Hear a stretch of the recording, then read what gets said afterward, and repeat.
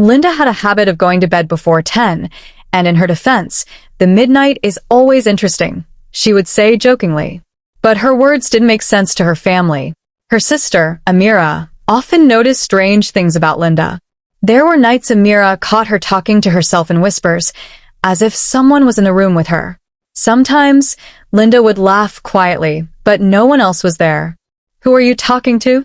Amira asked one night. "No one," Linda replied, quickly changing the subject. Linda's strange behavior worried her parents.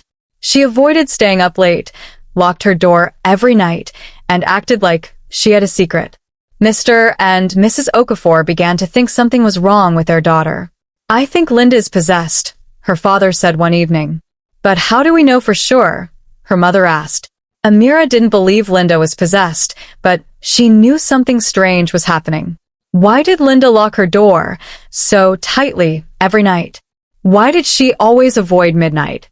One night, Amira decided to stay awake and watch what Linda was up to. She waited until Linda went to bed and quietly crept to her door.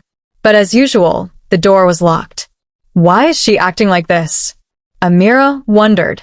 What happens in her room after midnight? She didn't have the answers yet, but Amira was determined to find out. Little did she know, the truth would shake her to her core. It was a quiet night, and everyone in the Okafor household was asleep, except Amira. She had been thinking about her sister's strange behavior for weeks and decided to stay awake to uncover the truth. That night, Linda forgot to lock her door. Amira noticed and tiptoed into her room. Linda was already asleep, and everything seemed normal. "She's just sleeping," Amira thought, almost leaving. But then, something happened. At exactly midnight, Linda's body jolted, as if someone had touched her. She began moaning softly, and her face looked different. Happy but strange. Amira froze, confused and scared. Suddenly, a man appeared out of nowhere. He was the most handsome man Amira had ever seen, with glowing skin and a smile that made him look like a god. He stood beside Linda, touched her gently, and then Amira saw the unthinkable. The man and Linda were together, as if they were lovers. Amira's heart raced. She wanted to scream, but fear kept her quiet. She couldn't believe her eyes. Who is he? How did he get here? Amira whispered to herself, trembling. The man turned to look at her suddenly, and Amira let out a loud scream. She couldn't hold it in anymore. Linda woke up with a start, her eyes filled with anger. "Why did you come in here?" Linda shouted, her voice cold and harsh. Who is he?" Amira stammered, pointing at the spot where the man stood. But he was gone, disappeared like smoke. "How did you see him?" Linda asked, her voice low and dangerous. "You're not supposed to see him. What power do you have? Why did he let you go?" Amira couldn't answer. She was too scared. All she could do was pray silently, asking God for protection. She didn't know it yet, but she had just stepped into a dangerous battle, a battle she didn't choose but had to fight. Amira couldn't sleep that night. Her mind was full of questions and fear. Who was the man she saw? Why was Linda angry? And what did Linda mean when she said, "You weren't supposed to see him"? The next morning, Amira tried to talk to Linda, but her sister avoided her. Linda's mood had changed. She was colder, distant, and full of anger. Amira wanted to tell their parents, but she was afraid. What if the man came back and harmed them? She remembered Linda's chilling words. The people who saw him didn't live to tell the story. Amira decided she needed help, spiritual help.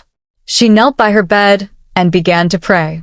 "God, I don't know what is happening, but I know you are stronger than anything. Protect my family, especially Linda. Show me what to do, Lord," she prayed, tears streaming down her face. Amira kept praying every day. She prayed in the morning, at night, and even during her chores. She also fasted, asking God to reveal the truth and save her sister. As days passed, Amira noticed something strange. Every time she prayed, Linda became restless.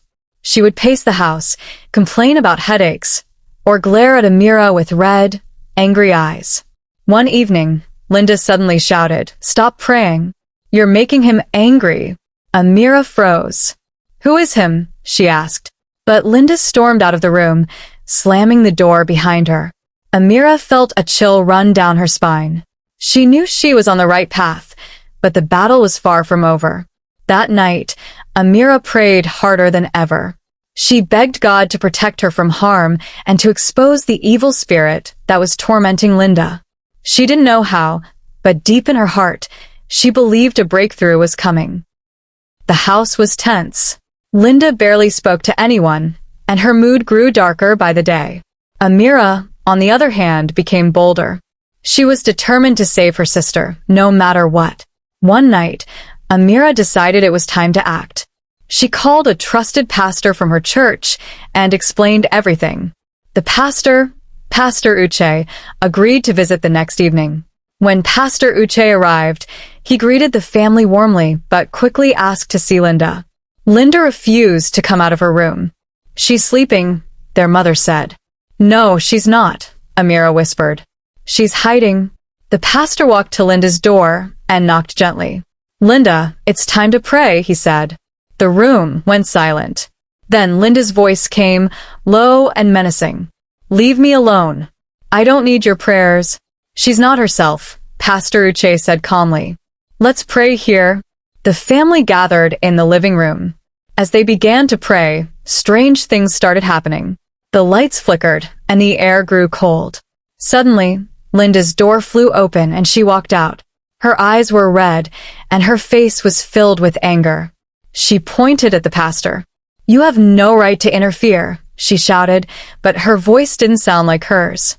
It was deep and unnatural. Amira's mother screamed, and her father held her tightly. But Pastor Uche didn't stop praying.